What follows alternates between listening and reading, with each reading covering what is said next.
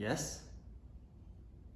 How can the exact same word mean completely different things? Hi, I'm Dr. Steve, and if you're a health professional, I'm going to share some of my secrets that can help you build rapport with your patients. This is so they can like you, respect you, recommend you to their family and friends, and listen to your advice. So today, I'm going to show you the importance of non-verbal communication. And in particular, we're going to focus on body language. Some of the things that we look at is body position, facial expression, eye contact, gestures, and proximity. Okay, so we're going to go through 3 scenarios. In the first video, I'm going to show you what bad body language looks like. In the second video, we're going to analyze a clinician with good body language. And in the third video, you're going to come with me to assess a patient who's very anxious, and I'm going to show you different ways and how you can manage their anxiety. Hi Jihad, my name's Steve and I'll be testing your eyes today. What brought you in? How can I help? Yeah, so lately I've been seeing really blurry. Yeah, are you having trouble seeing far away or up close? No, just far away. I can't really see really signs and writings, but up close it's good. Yeah, and do you normally wear glasses? No glasses. Yeah, okay. So tell me a bit about your general health. Do you take medications for anything? High blood pressure, cholesterol, diabetes? No medications, none of those.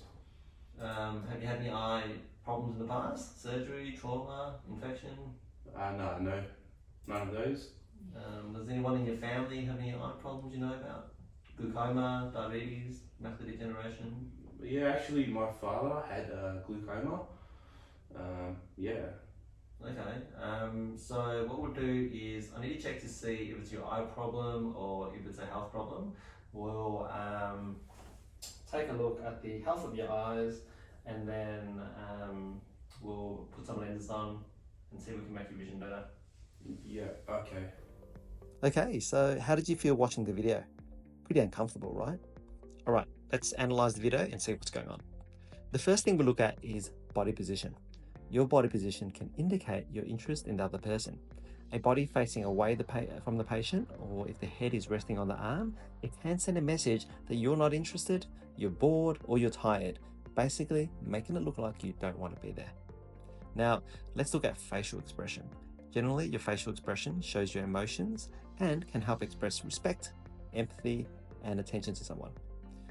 In this case, there is none, and that little grimace there, it kind of tells the other person that you don't really care about them and you're not taking what they're saying seriously. The next thing we look at is eye contact. So this is used to signal interest and attention. So when you're looking away from the patient, it indicates that you're not interested. It makes you look rude and that you're paying attention to the computer or whatever there is in the other direction more than the patient. Have you ever spoken to someone who's been playing on their phone all the time instead of looking at you? That's exactly how it feels. Next thing is gesture.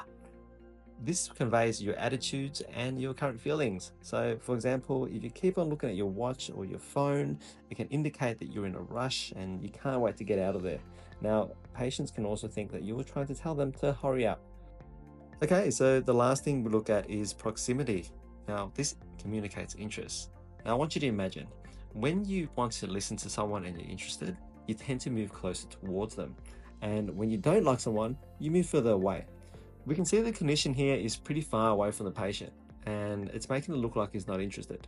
You can also see that the patient is trying to lean into the clinician to try to get some attention there. So let's fix this all up and see how we can improve things in the next video. Hi, my name's Stephen, one of our faculty students. I'll just be asking you some questions before we start our test. Is that okay? Yeah, that's fine. Great, so how can I help you today? What brought you in? Yeah, so lately I've been seeing very blurry. Yeah, are you having trouble seeing far away or up close? Just in the distance, like while I'm driving, it's hard for me to see like signs. Yeah, and how long have you had this problem for? Past several months now. Yeah, okay. Do you wear glasses normally? No glasses. Okay. And do you take medications for anything? Like high blood pressure, cholesterol, diabetes? No. Nothing like that? Okay. And have you had any eye problems in the past? Like surgery, trauma, infection? No. Okay. And does anyone in your family have any eye problems that you know about? Actually, my father, he has glaucoma. Yeah. Yeah. Okay. So what we'll do is I'll check your vision, put some lenses on, see how you go, and we'll take a look at the health of your eyes. Yeah, okay? sounds good. Thank you. Okay, so what did you think about that one? They both looked a lot more engaging and a lot more comfortable, right? So let's have a look at the body position. The clinician is leaning forward, facing the patient, showing engagement. We also have a smile indicating a friendly facial expression, warm and welcoming. We have good eye contact between the clinician and the patient. So both are engaged in what the other person has to say. With gesture, we've got lots of hand movement to try to show understanding of what the other person has said. And we have good proximity. So not too far and also not too close that it's uncomfortable. Okay, so now we're going to change it up a bit. We're going to analyze the body language of a patient who's very anxious and how to deal with it. Okay, so the first thing we might notice is the body position. The anxious patient might be rigid or tense in posture. You will also see a lot of closed actions, like them closing their knees. They also want to burn off the anxious energy by fidgeting, like tapping their feet.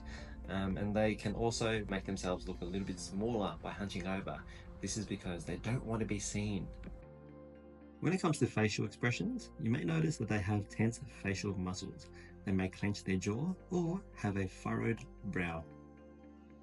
Anxious patients will also try to avoid eye contact with you. They will usually look around or have restless eye movements. When it comes to gestures, you may see some protective gestures like crossing their arms to act as a barrier between you and them, or putting their hands on their stomach as a self-soothing mechanism. This is because it makes them feel safe. When we look at proximity, generally anxious patients would want to move further away from you to create space, or they may put something in between you and them to act as a barrier. So an extra characteristic that I want to add to this list is the patient's tone. Now, you may notice that sometimes the patients can speak really quickly, or their voice is trembling, or they keep questioning the same concern multiple times. And here's an example. I find it really hard to drive at night. It's really scary and I get really anxious while driving. And I find that I can't really see anything or any signs while driving. Okay, so now you have an anxious patient. How should we deal with it? The first step is to build trust and rapport. To do this, you want to reduce as much uncertainty as possible. Introduce yourself, your role clearly, and what you're about to do next. Here's an example of what not to do. Yeah, just have a seat over there. So what brought you in today? What's wrong with you?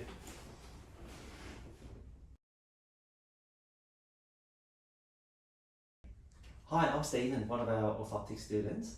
Today I'm just going to ask you a few questions to better understand what's going on. Is that okay? You also want to create a safe and calm environment. So you want to respect their personal space. If the patient is moving away from you, you want to maintain that distance to prevent them from feeling overcrowded. You also want to position yourself at their eye level. This can make the interaction feel less intimidating and more comfortable compared to when you stand up and looking down on them. You also want to use a soft tone and relaxed body language. So instead of leaning forward and reducing the distance, you want to sit back with open posture to appear non-threatening. You also want to acknowledge their emotions. You want to validate it, but not put a label on it. So instead of saying, "Mr. Patient, you look very anxious today," a better way to say this is to ask them, "Mr. Patient, are you feeling okay? Is there anything I can help you with? How are you feeling today?" When it comes to eye contact, if the patient is avoiding eye contact with you, you don't need to force it. Allow them to look away. Instead, focus on being attentive with your listening cues. Now, you can do occasional soft glances, and that's a lot better than prolonged direct eye contact, which may make them feel overwhelmed. And lastly, try to use simple and reassuring language. Avoid overwhelming the patients with complex explanations and jargons that they just won't understand. Here's an example of what not to do. So Oshen, you have a condition called myopia. Myopia is when your axial length is elongated and the photons of light isn't hitting the macula properly, not sending messages to the brain clearly, and that's why you can't see anything. Okay, Oshen, so you have something called short-sightedness. Have you heard of this before? No, I haven't. Okay. It's one of the reasons why when you look up close you can see clearly, but when you look in the distance it's a little bit blurry.